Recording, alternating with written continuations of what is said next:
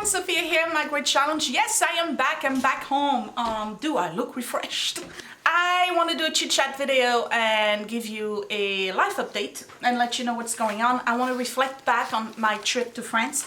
I got a whole list of stuff I want to talk about. So before you start skipping around, because I know a lot of you do that, I'm going to tell you what I'm going to talk about today. All right, I'm going to talk about my trip to Paris and the filming of it.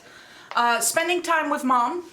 What changed in France, changes that I've noticed. Some of them were interesting, some of them were meh. What I brought back, so I have a sample of what I brought back here, because a lot of it I won't share. How I feel, life update, my schedule, what I'm doing, where I'm going, and I want to do a home update, and I want to also address bullies, and that's going to be at the end. So if you're more interested in that, you can skip all the way to the end. Trip to France, it was great. I enjoyed it. I went in there and I said that in the last video that I wasn't in the best shape going there. And you saw that. I mean, my skin was horrible. Weight-wise, is the heaviest I ever was. I showed up, mom put me on the scale, it was 193 pounds, okay? I'm transparent, I'll tell you, okay? You'll probably see me gain it again and lose it again, because that's life, at least mine. I don't know about you. So, boy, did I get the lecture every single day. But I made some adjustment and changes. Mom saw me in probably the worst shape I ever was, and I've had bad times in my life, but this one really was probably the worst in terms of physical appearance and how I was feeling. I went there, mom needed help to begin with some of her estate paperwork and stuff, so we did that, and then I did some minor repair for her, so I did that for her, and that was fine. I enjoyed it because, you know, I'm all about getting dirty. I also went there because I needed to step away from everything here. And there's no problem going on at home. So don't start, you know, speculating. It's really related to my schedule and how much I put on my shoulders. And I was just very overwhelmed and I needed a vacation. I needed to step away from everything and just start thinking about how I want to proceed moving forward. Because, you know, Scott lost his job back in April, and even though it's doing freelance, we're not out of the woods. He's been very successful with the freelance. Knock on wood, it's going to continue to stay successful. However, looming in the back of our head, there's always going to be over your shoulder. I don't know where it looms. There's always going to be the anxiety and apprehension that, oh my God, what about next month? What about Christmas? What about next year? Talk about that later on, because I'm on the Paris trip right now. You see how my brain functions? It's loose associations all over. Okay, trip to Paris, let me focus. I really didn't want to film. I filmed not for content, but I filmed because I felt that I wanted to share some of the stuff that I was going to see over there, because mom and I planned that we were going to go and do the cruise canal thing, or the canal cruise. We planned on going to Fontainebleau. We planned on going to the Decorative Arts Museum, and I felt it was unfair to go and not share that with some of you, because I know that some of you will never make it to Paris for whatever reason, life, okay? So I wanted to share that, and you could tell that it was not my usual filming. There was very little conversation, there was very little talking. First of all, I didn't really want to show myself on camera because I knew what I looked like. But I just wanted to just show you, you know, what I was doing, and just to give you kind of an update. So it was kind of content, and it was kind of, you know, sharing, but it wasn't my usual video filming stuff, only because I really wasn't feeling it. I gotta be honest, I wasn't feeling it. I wanted to spend time with mom, and I did that. We had a lot of conversations. Spending time with mom was very refreshing. And for those of you who watch me for a long time probably know, mom is a retired doctor, so boy did I get the lecture about the weight, about the skin, about the hormones, about menopause, about age. It is like every day. It's just like, you know, so how many cards can I deal with? But it was good because she's, you know, it's a difference when you get critique from people on YouTube, which I get all the time in private messaging, in live, and I'll talk about that later. And I do the best I can to delete the stuff, because these things that are said to me that are just so outrageous and hurtful. It's unbelievable that people even feel the need to say things like that. It's like, you know, why? Like, would you care? You know? But anyway, but when you hear it from your mom, it resonates. It resonates because it's not necessarily meant as being hurtful and with the intention to damage. It's meant as, you know, productive criticism. It's meant as, hey, heads up, this is not the way you used to be, this is where you're going, this is what's going to happen. And so mom is very good with that, even though she can be very lecturing. It's just like, sometimes you're like, can we go out now? This has been 3 hours. You know, how much time do we need to talk about the numbers? You know, but it's what I'm trying to tell you is that it comes differently when it comes from your mom. And you know, we complain, my mom, this, and you know what? For some of you who don't have your mom anymore, I'm about to get emotional. For those of you who don't have your mom anymore, you probably wish that your mom would have this conversation with you again. Oh man. So I'm just gonna let my mom say whatever she wants to say because I only have her for a couple more years, you know. So anyway, let me have some coffee. I love my mom. She can say whatever she wants to me. And she can cut my hair too. And look, when my hair is blow dried, it doesn't look bad. So she did do an okay job. And the color was mine. I did the color before I left. Can't remember who I did. I think it was L'Oreal.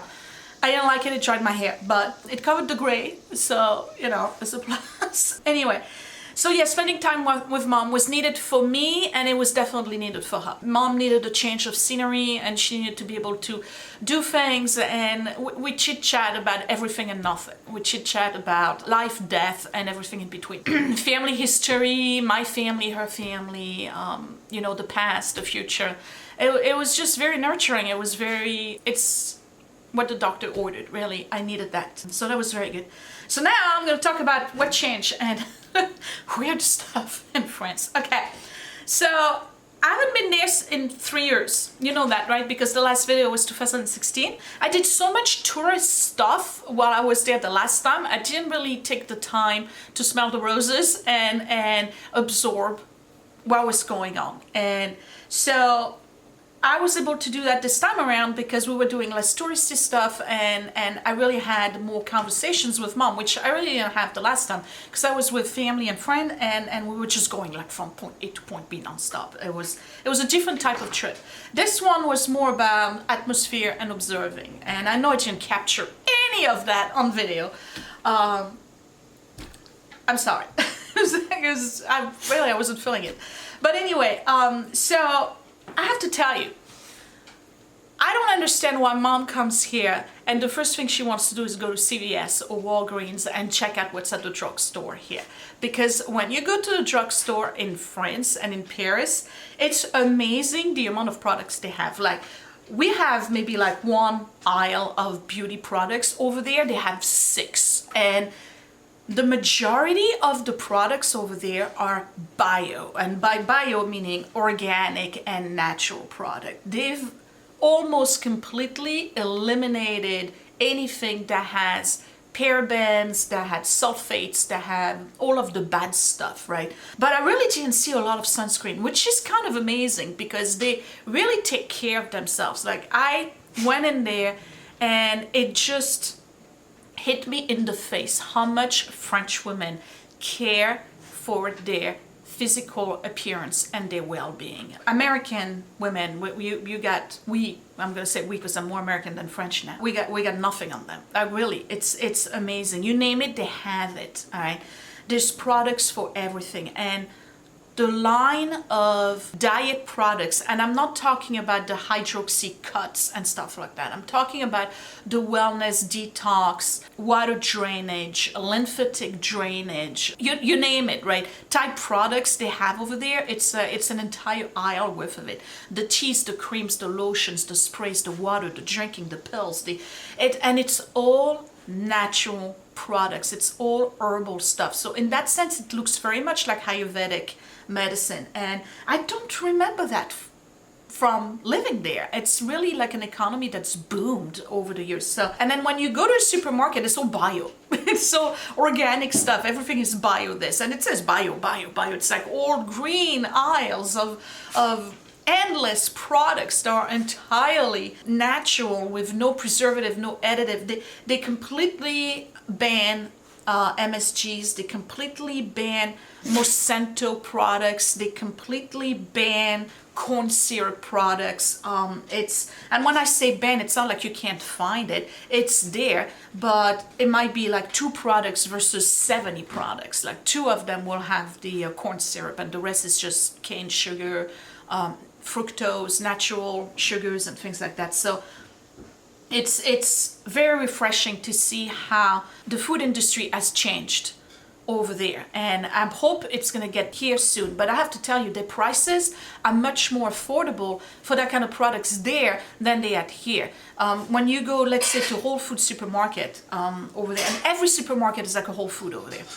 When you go to Whole Food, the prices are outrageous here for organic stuff. Over there, it's like they want you to buy it, like the government and Willie's doing his dishes. Nation as a whole wants to do that, so it's not considered a luxury, it's considered a lifestyle for everybody, so they cannot boost the prices. So it's not more expensive, it's very affordable to buy organic stuff and bio stuff. Frozen meals, okay. French generations, I mean, we always cooked, women cooked, and that was it. That's what you do. You cook, you have a real meal for lunch, a real meal for dinner, you have a real breakfast, and you take your time. I guess lifestyles have changed. There's more and more of a demand for ready-made meals, and in particular for frozen meals. You have to see, they have a Pika supermarket that's all frozen meals, and it's amazing the stuff that's available. Chestnut parade over lamb chops. They have, you name it, they have it. They have lobster bisque with avocado toast, and I'm making it up, but you know what I mean, right? They have gourmet stuff, not like the crap we get from Mary Callender's here.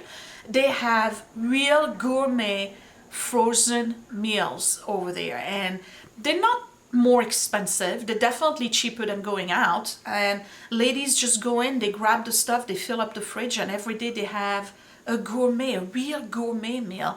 They put it in the microwave, or they put it in the sous vide pouch, you know, you put it in the boiling water, and they're delicious. It's like, food is so important over there. There's like, I think that French people in general moving to the US are miserable. I know I was when I started, and then I adapted, right? And right, okay. So is everybody thin there? Yes, but women have gained weight. I've noticed that you don't have the size 0s and size 2s anymore. It's more size 4 and 6. Scooters. All right, before I go into what I brought back, I'll do a break, but because I'm talking, right? And some of you don't mind. The scooters, okay. So, you know, we had the city bikes where you can grab a bike and you put your card in it and you can take anywhere you want it. Most big cities in the US have that, okay. And then you drop it off at a station somewhere else, and then you pick another one. Right, so it's really practical. They're trying to, again, in that bio thing, they're trying to get everybody to stop using gas emission engines, and I'm all for that. That's cool. In the winter, not so much, but I'm all for that. But now they have the scooters too, and the scooters is insane. Everybody's on a scooter, so you know, they're like scooters with a small battery engine. And so you grab it at a station, you take your scooter, but the stations are not everywhere. And what happens is that you walk on the sidewalks and there's literally scooters everywhere. Like people just, they go to the store, they drop the scooter in the middle of the sidewalk and they go into the store. So in front of, let's say, I don't know, supermarket, there's like 8 scooters. Because there's no scooter parking spot. So people just leave the scooters all over. And then the crazy thing about it, and I guess Parisians think about that, is that when they run out of battery and there's no station, people just leave the scooters there. So the scooters against the wall, scooters against a tree, like scooters on a park bench. It's insane. It's like, I don't think the scooter thing is working too well. It's kind of annoying, I gotta be honest. I mean, you see everybody on the scooters, they can't go on the sidewalk with them, but they leave them on the sidewalk. and they everywhere. It's kind of like an apocalypse of scooters. It's they scattered. I think that's a fail for Paris. So that's that. Okay, next I wanted to talk about the prices. Same thing than big towns here. Same thing than New York City, Seattle, Washington prices. It's a little on the expensive side. Not so much the food, I have to say. The clothes, you know, I mean, they were on big sales. They had a drought in July. So the shopping kind of went down the tube for Paris. So everything in August was 70% off. I didn't buy anything because they didn't have my size. Nobody had a size 14. It all stopped at 10. I mean, they had some store, but it was really like kind of, you know, moo looking stuff. So yeah. But everything was 70% off. So there was some great deals. So if you're skinny, you're going to Paris in August, great prices. But otherwise, like, you could go to a brasserie and for 11 euros, which is about $13, you get a really nice meal, including an appetizer and an entree, or an appetizer and a main dish, and maybe you get a coffee. Dessert is not included. They always give you water on the table, and Parisian water is the best. The tap water there is outstanding. Much better than bottled water here. It beats Poland Spring, I can tell you that. You have to ask for ice though, because they would give you ice, but the water is always cold. But yeah, the prices I thought were very reasonable, and I bought a few things because I was like, wow, that's cheap. And some of it I could get here, but it was half the price over there. Like the tea, remember the tea? I talked about that. Okay. Biodiversity, I forgot to talk about that. Okay, so they banned Monsanto. Am I talking too much? Maybe I should do a break now. Now we'll do a break after this part. Okay. France banned Monsanto. They don't want anything to do with Monsanto product. Roundup is banned. So it's a problem at the house in Normandy. That's the reason why we had a lot of weeding to do. It took the whole day, basically, all of Friday to do the weeding. Because Mom has this big portion of the property that's gravel with dirt underneath, and there was weed all over. Roundup products and pesticides have been banned in France. And now they want to do something called biodiversity. And what do they mean by that is we're not weeding anymore, in particular in Paris. So if you walk around and there's some kind of weeds that found a crack on the side of a wall on the sidewalk and the weed is growing, you get frowned upon if you pull it. Because scientists went out there with micro cameras and they were showing that there's micro insects and all sorts of beneficial bugs who live in those weeds, and we need them. And that's okay. I don't have a problem with that. But it's starting to look a little shabby because we got trees already. We got a lot of balconies with plants, but now we got weed growing at the bottom of the trees. The parks are a mess. All of the aisles, the gravel aisles in parks have weed growing on them because nobody's pulling them and they're not putting pesticides on them, just natural stuff. So it's not looking too good, you know? It's not like picture perfect like the postcard stuff. It's looking kind of ransacked, if you know what I mean. And now they have those buildings in Paris, there are the green buildings where they do entire facades worth of trees and growth, and the roofs are all green tops. And there's one building that I saw on the way back to the airport. Mom was driving too fast. She's a demon on the road, by the way. I couldn't take a picture. The whole building is wall to wall on the outside, grass, and then all the balconies have trees. So it's like a big square Amazon floating above the skyline. It's really weird, but I'm all for that. It's just like they're going a little cray on the architecture, and I don't know. I just, you know, fine, you can remove the Roundup and you know, use natural product, but don't tell people not to weed the sidewalks and the properties. I mean, come on, it's just like, so I don't know. That's just my opinion. I think it's just weird. So I'm sure that you guys are very intrigued as to what I brought back. So I'm going to share with you some of the things that I brought back. Some of it is family heirloom. Some of it is things that I bought. Most of what I'm showing you today actually is family heirloom. Not all of it. I went there with a huge empty suitcase and I put in my carry-on in it. And by the time I left, I had my carry-on plus one bag and a full suitcase. Granted, a lot of what I brought back was for the kids and Scott, co-workers, friends. I really didn't buy much for myself.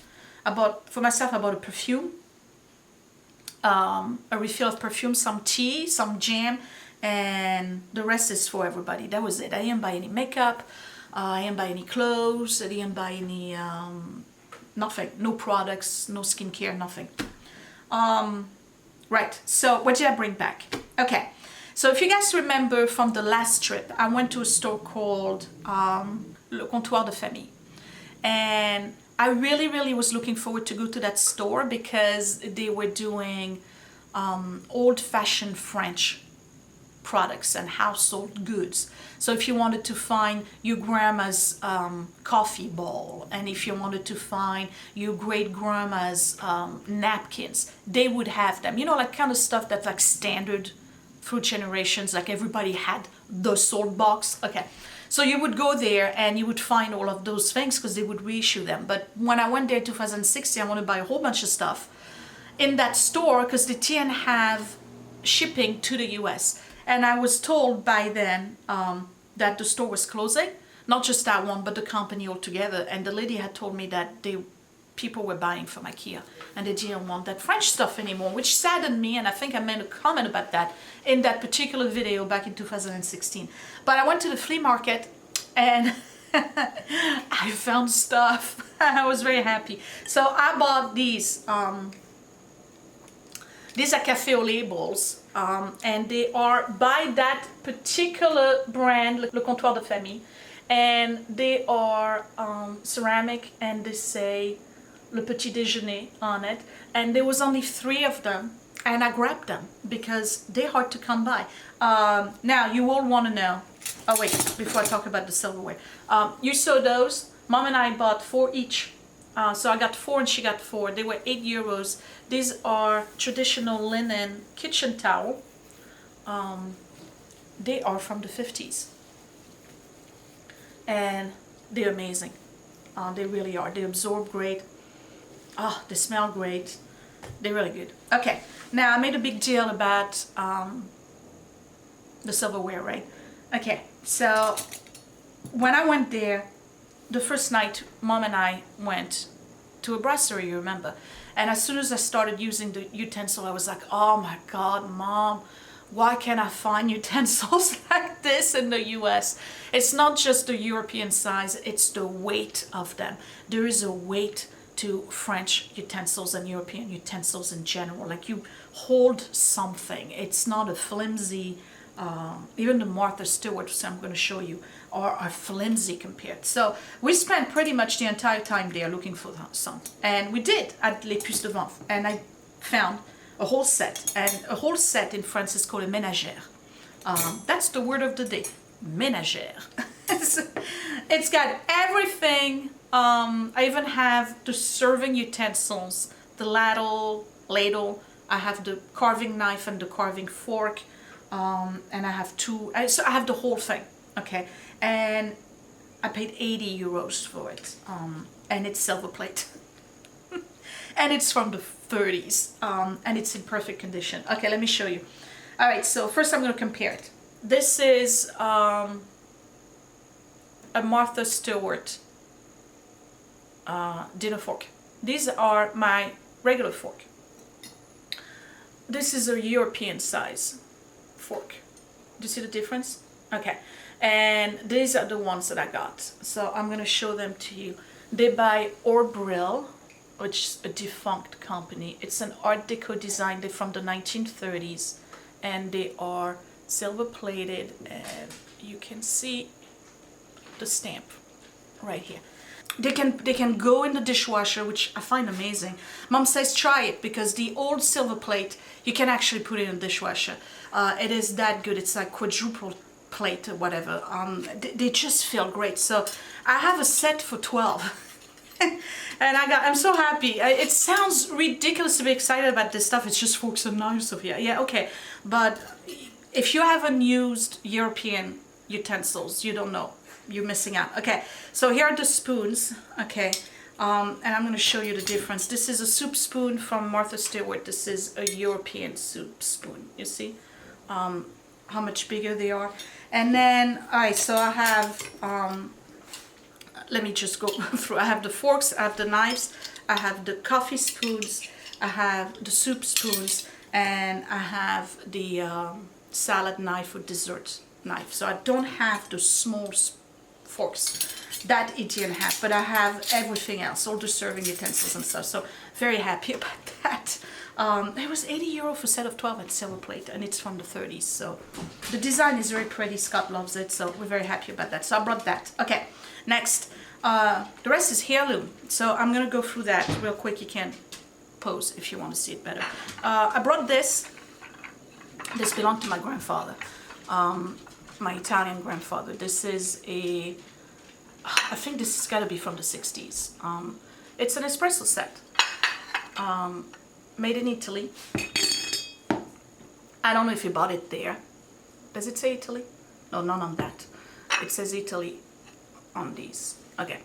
It's only for 2 people, but it's always been in the dining room in Normandy, and I've always wanted it. So there you go. Mom let me take it, and it's staying over there for now. I'll find a better spot for it. But it comes with its own tray. It's beautiful. Okay, next. I brought back 2 books. They're family. This one is an 1872 or 1892. Let me see. It's, where are my glasses? Oh, right here. Notre Dame de Paris, illustrated. The Victor Hugo book. It's damaged, you know, because it's been around. It's the reissue, the 10th year anniversary, so I think it's 1872. There we go, 1872. Illustrated, the full novel by Victor Hugo. It smells like the house in Normandy. Excuse me, I'm having a moment. Okay, so I brought that back. Mom let me take that. And then Mom let me take this that belonged to her dad. And this is going in my curio, and I should wear gloves, really. I don't know how my grandfather got it, but this book is the post-mortem work by Racine, and it's from 1759. So it's really old, and it says some of it's gold. But anyway, it's from 1759, and it's philosophy basically. But he was a bishop, Racine. So there's that. Okay, then I brought 2 things. There are family jewelry heirloom, and both of them are broken, but that's okay. This belongs to my mother's great grandmother, so it's my great grandmother. I don't know. Okay, it's called a fibula. Fibula, but it's missing the pin, and this is the typical type of jewelry that you would find in the mountains of Algeria, also known as Kabylie or Berber jewelry. So it would have a pin here, and it's basically a scarf. It's gold and silver, and I think this is glass, either that or it's some kind of tourmaline, but it's not rubies. So with the pin you would have like your scarf, right? And you would just clip it like this, or you would wrap it around and just clip it like that. It's called a fibule, but it's supposed to have a pin right here, and it's missing. So, but Mom let me have that, and that's, the house can burn down. This is coming with me, because that's really old. That's my mother's great grandmother. And again, this is, if you look on the internet for this kind of stuff, you'll see that it's typical of Berber and southern Algeria jewelry. And then she gave me this, which super priceless. This, her father gave it to her when she got married. If only I could open it. Well, I can't. There's a pin in it. I have no nails to pull it. But anyway, it's a filigree silver cuff bracelet. It fits me, but there's supposed to be like a little pin here with a chain. You see the chain? And then you pull out the pin and it opens up and then you can reclasp it. But it says, in Arabic here, it says Al Jazeera, which means Algeria. So it's at the filigree work on it. I mean, look at this. So that's not old. This is from 1850, 1860 maybe.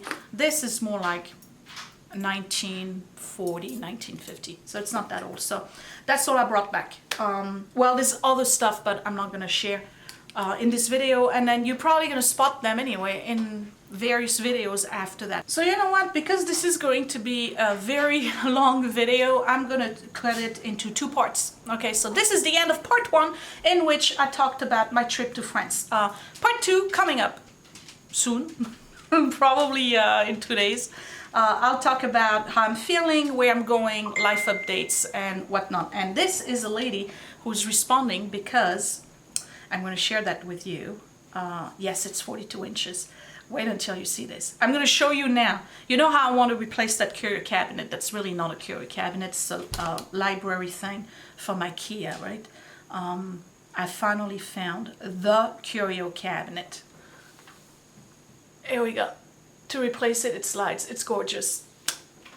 I'm picking it up today. Yeah, so you can discuss now how I keep on bringing stuff in the house, because that's going to be the subject of the next video. I'll talk to you later. Thanks for watching, you guys. Bye.